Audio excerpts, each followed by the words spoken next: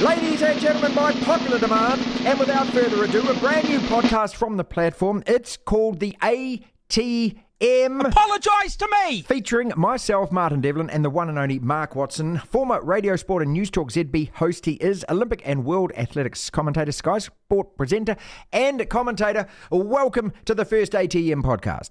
Lovely to be on the show, Martin. And look, I'm incredibly honoured that that phrase I once threw out there on Radio Sport on a Sunday morning is the title of this podcast. Well, it's also damn appropriate, and to quote you again, because here we are in a very similar situation. And when you took off and just spoke from the point of view of a fan who's just outraged and irate, here we are again in a pretty similar situation a few years later, mate, where we've got an All Black team that is not performing. It's got cracks all over it. You can look in from the outside and it's almost like we can tell what the hell's going wrong, and yet those in charge I don't know whether they're on the same wavelength as us, but, are you convinced at the moment that what is happening is the right path to rewrite this sinking ship? No, look, it's incredibly poor leadership. Everybody can see it. Everybody can see the writing on the wall. I mean, I don't know anybody who believes that we're going to win a test in South Africa, certainly not win 2 tests in South Africa.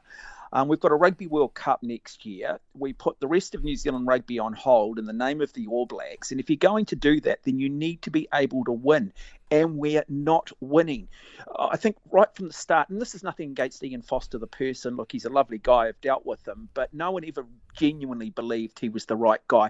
Everyone felt that maybe the message was stale, that we needed some fresh thinking coming into this environment. No, stop you right there. Hang on, what do you mean everyone believes? How the hell would anyone know? Steve Hansen didn't choose him because he was an idiot. He was a half pie. He was a moron. He chose him because he's damn good. There's no way that Hansen would have put anyone beside himself, Watto, that wasn't going to enhance himself. That was the genius of Hansen. He actually knew he could put his ego aside and put people around him that were bloody good. I hate this assumption that Foster's no good because he's not a media star and he doesn't speak as well as the rest of them there. Give me some evidence, mate.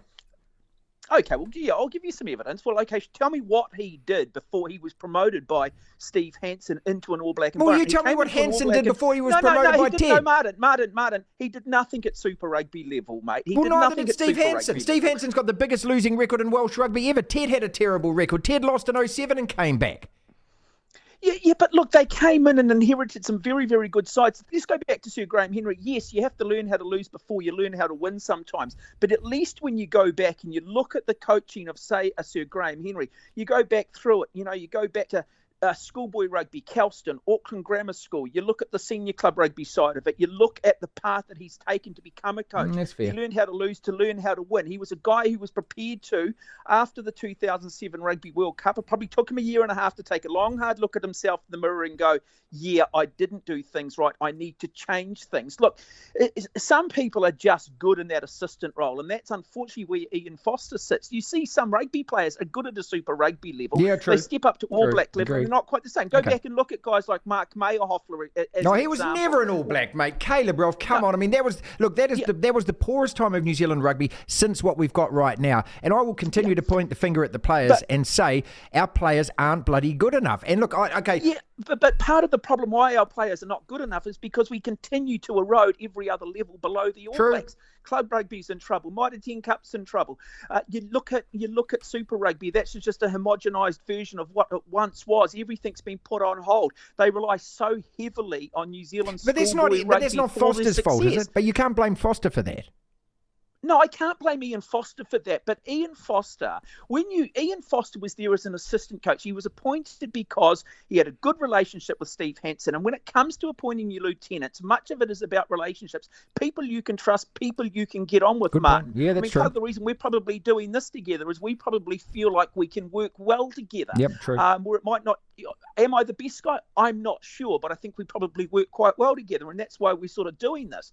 But when you came to 2019, go back to the Apologise me line. That was thrown out on a Sunday morning after we lost a test to Australia, and Steve Hansen came out all sort of like it didn't really matter. Hey, the sun will come up in the morning. Hey, we've got the Rugby World Cup and judge us on that. And to me, that was a real big shift in All Black thinking. No, it's not okay to lose. And if you're trying to tell us that it is okay to lose in the name of winning the Rugby World Cup, then the game is in real trouble because you're making it just about once every 4 years. Okay, now, but let's actually re-establish something here, though, because if we did win the Rugby World Cup next year, or if we do happen to do that, no one will care about losing to Ireland in this test series, right? That's just the way life is at the moment, mate.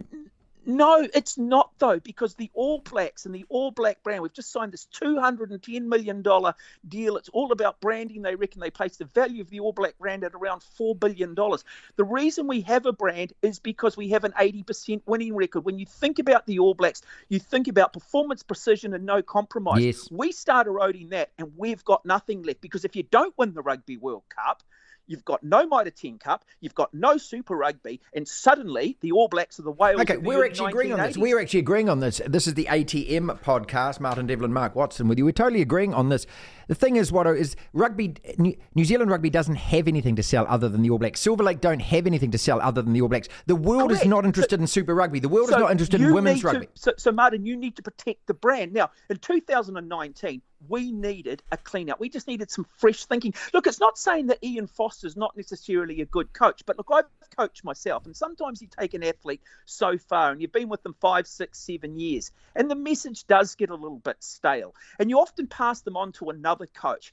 And the type of training they're doing is actually not a lot different, but it's just presented differently. The environment's slightly different. The language is used that's slightly different. And you see that athlete just refreshen themselves. They just freshen up, and you then just see an increase in performance. It's not because that coach is better than you, or you're better than the coach that you brought the athlete from. Okay. And so you just we need a fresh approach. Okay, well, what they've done is they have.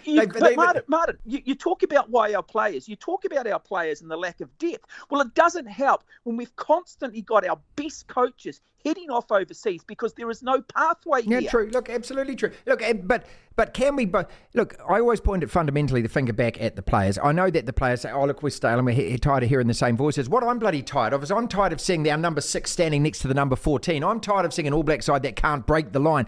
I'm tired of seeing a bunch of ditherers that just resort to kicking the ball high. I'm also tired of seeing a whole lot of Super Rugby superheroes that put all their stuff all over Instagram, thinking that they're world beaters when all they're doing is walloping an Australian side that wouldn't beat any of our NPC sides. This is what I'm sick of. How many of our players have actually achieved anything? How many of them have?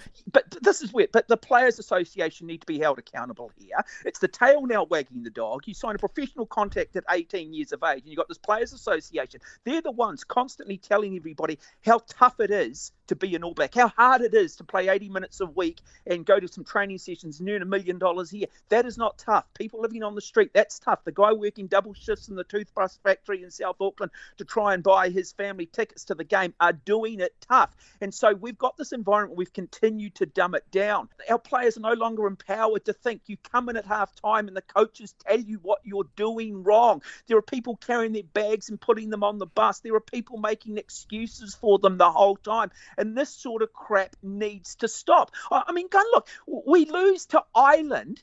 And what do? We have an issue in the paper featuring Justin Marshall. And I don't want to get into the who's right and who's wrong in that. What the hell are our All Blacks doing out in a nightclub after losing to Ireland in 2 tests? A nation is mourning, and they're out there drinking. Yeah, I know. I want to see them. I want to see them as sad as what we are. I actually looked at that and I thought, what has happened to All Black management here? Because what are these guys doing? This is Ian Foster. This is the mentality, mate. This is why we need change.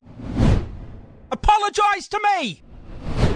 Righto then, let us carve right and go topic number 2, the Manly thing. Let's just call it that, where a group of players have decided that they don't want to participate in the match against the Roosters on Thursday night, apparently because of cultural and religious beliefs, because there is they're replacing the white stripes across the Manly jersey with rainbow. I grew up a Christian and a Catholic, and I've read the Bible backwards and frontwards a few times. I don't know anywhere in the Bible that actually actively discriminates against anyone. Sometimes they actually point a finger at lifestyles and say those people's lifestyles aren't appropriate here or there or not. But if you go back to the teaching of the guy who the Bible's about, he actually welcomed everybody into his circle. He didn't care who it was. He just wanted numbers, and he forgave everybody. So I don't believe these kind of reasons necessarily. The Israel Folau excuse doesn't actually wash with me. I look at this glass half full, Watto, and that anytime these issues come up, to me it raises more awareness, raises more discussion, and that's actually a good thing. So rather than get all upset about it, all you whiners and screamers out there on social media, think about, here's another chance to re-educate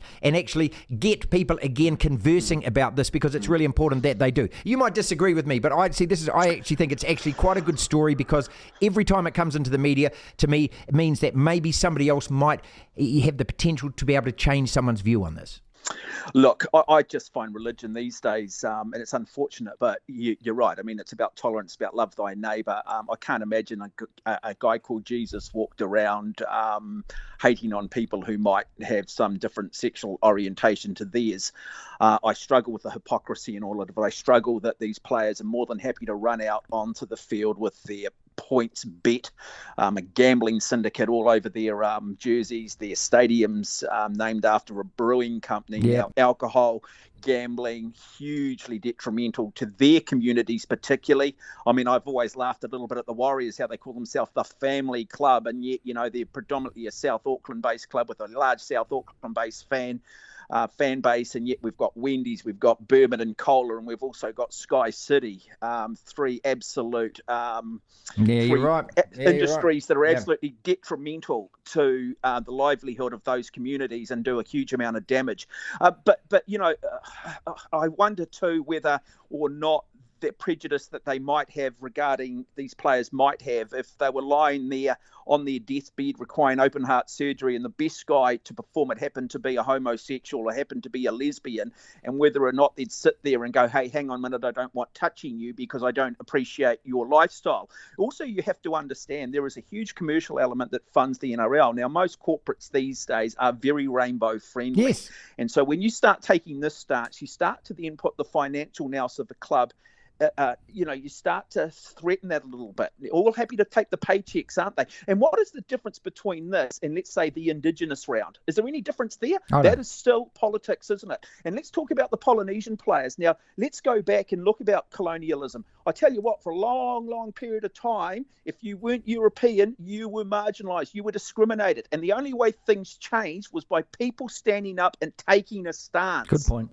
Yeah, good point. Look, I totally agree with all of that. And so to me, again, this issue, it deserves to be talked about. It needs to be talked about, and it needs to be talked about in this kind of way, to me, rather than just, all of a sudden slam these guys. Start actually questioning them, start actually putting these issues to them and saying, you explain yourself. What is it? Are you just being bamboozled by the guy next to you tells you to believe that? Actually, what I want to do is, Manly should put these players up and go, you explain to the world why you're saying this and why you're thinking that. But they won't. They won't, right? They're quite happy to be bigots in private, but when it comes to being bigots in public, they run a mile. What does that tell you? Look, I mean, yeah, it's just the lack of education. As you said, I think they're misled by a lot of people who have another agenda. But just going back to it, I came through Mount Albert Grammar School, large Polynesian community. We had kids who, were whawhawhine. Now, they're held in reasonably high regard within some of those Pacific and island communities. So what? You're suddenly saying you don't agree with their lifestyle? You don't agree with the way they do things? I mean, it's any time you take a stance in this, you're automatically a hypocrite. Yeah, because totally, there's no way that you can see this through across every other aspect of society. As I said, if you are true about your religion, you thoroughly believed in it, you would not wear the Manly jersey simply for the fact that it's encouraging people to bet. You wouldn't play in the stadium because it's encouraging people to drink. Apologise to me! Issue number 3 is the Commonwealth Games on the back of the World Athletic Champs. Look, I don't know what people think about this. I know that a lot of media smarty pantsers deride this competition. The older I get, the more I actually like it, Watto, and it's simply because I believe that in New Zealand, these young men and women who decide to choose athletics as a career, considering the other options, cricket that are available to them, the ball sports and things, which they can probably make a hell of a lot more money at, the fact that they have to devote so much time, energy, that they are actually so ambitious, wanting to compete, which is a truly global sport, athletics, let's be honest about it, and it's one of the most beautiful raw sports there is. Just put a pair of shorts on and run as fast as you bloody can. I applaud our athletes getting to this level where they can compete at the Commonwealth Games. And some of these sports, mate, are international quality. Some of them aren't. We do know that. But overall, two things. I think go New Zealand, and I hope all these athletes do incredibly well. And the other thing is I just want the media just to actually place a real perspective on what it is. It's not the world champs. Winning a gold medal doesn't stop the world. It's fantastic for the athletes. It's great for New Zealand. But let's just actually put it in a sporting place where it actually deserves to be put. Yeah, no, well said, Martin. Look, I think every sport has to have a pinnacle event, and that's what the Commonwealth Games still offers, particularly sports like lawn bowls, netball. We've got to have aspiration. We've got to have young people aspiring. We want people off the couch. We want people playing sport. I know, talking to Nigel Avery, who's the new chef de mission, I've been lucky enough to work with Nigel at in Olympics and Commonwealth Games as track and field commentators. And he was saying in sports like weightlifting, really the pinnacle for athletes based in the Commonwealth is Commonwealth Games, unless you want to start putting a needle in your arm. And, particularly here in New Zealand, we just don't have that type of culture.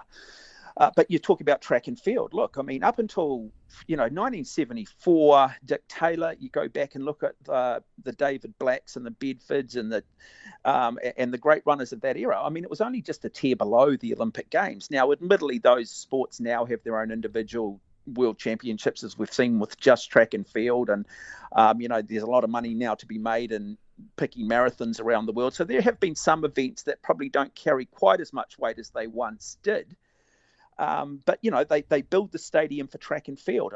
If you have a look at the qualifying standards for our athletes, they are just, for our track and field athletes, they are just the hardest standards I've ever seen. It's unbelievable. It is a chance for us to have it's July, the weather's crap, just a sense of nationalism. That's what it does. What these athletes have, they have the ability to change the mood of a nation, whether it be for 12 hours, whether it be for 2 hours, whether it be for 24 hours. But also, don't underestimate, too, what the Commonwealth Games do in terms of preparing our athletes for the Olympics, which, clearly have huge weight. And I do think at times, are entitled to perhaps lead the sports news, particularly at the Olympic level in certain events. But you get to understand the Olympic Games. It's so much greater than the sum of its parts. You have to learn to live in a village. You have to learn to deal with this global media, have other athletes around you, the pressure, the expectation. And that's why so many athletes, when they go to the Olympics, fail first up, because they're not used to it's so much greater than the sum of its parts. The Commonwealth Games is an opportunity for a dress rehearsal in and around those peripheral things that surround sport. Devlin. Oh, how does he do that? How does he do that? The Platform.